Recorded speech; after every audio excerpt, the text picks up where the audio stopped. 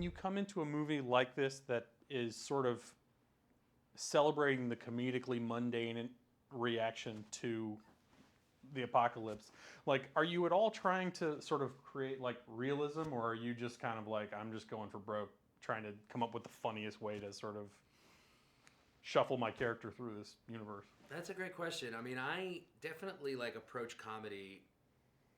I approach drama the same way I approach comedy. It's just like play the situation, play the reality of the situation. That's always going to be funnier or more believable if it's drama. But like with comedy, of course, there is an extra edge to it, and you have to think more about it in those terms. But I definitely think like as long as you know what you're doing, and as long as you're playing the reality of the situation, I don't worry too much about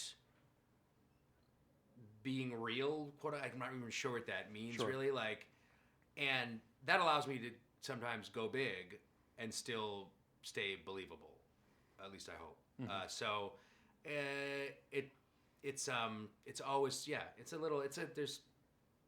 little gray area you have to sort of stay in. Sure. Well, I guess how much do you learn, even sort of in the abstract, about parenting from playing one in a movie, particularly given how many wonderful sort of suggestions your character makes for his son in the movie? Boy, yeah, this movie. If anything, it could be described as an instruction video on how not to parent. I have 2 kids, and I consider myself a fairly decent parent. But man, you will stop yourself from saying not something anywhere near like what my character said, but even just like just because I say so, even that is like just not. It's the wrong thing to say to a child, and it's always like it's always a struggle. Mm-hmm. Well, you have like a real knack, be it good or bad, for playing these characters who are totally capable of being fully outrageous and offensive, and yet they do keep within some realm of believability.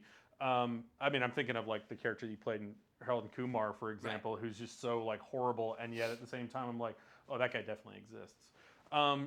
Do you have an internal sort of barometer for like what transcends? Not sort of like what goes too far comedically, but just sort of like, all right, now like no human being really would say that, or is it, do you rely on, say, the filmmaker to provide those boundaries for Absolutely. You? Like, and I always tell people like, if we're not quite going into a scene, we're not sure what, we're committed to finding it when we're doing it. Like, I say to the director, my policy is always like, all right, then I'm going to go bigger rather than smaller, because it's easier for you to take me down, or it's easy for me to be taken down. Like that, it's harder to, but also like that's never like level of playing it like in those terms is never the first thing I think of. Like it's like all about playing the reality of the situation. And the script also will tell you how far the boundaries are. There's a difference between,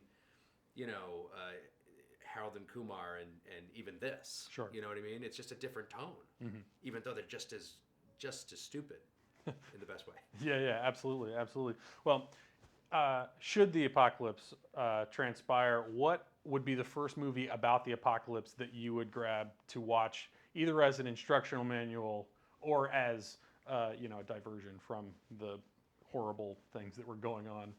Well, I guess I get one of each, right? I'd get a how-to, and then I'd get a diversion.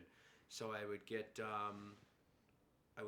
Red Dawn, the Sure. original, and then I would get like a compilation porno.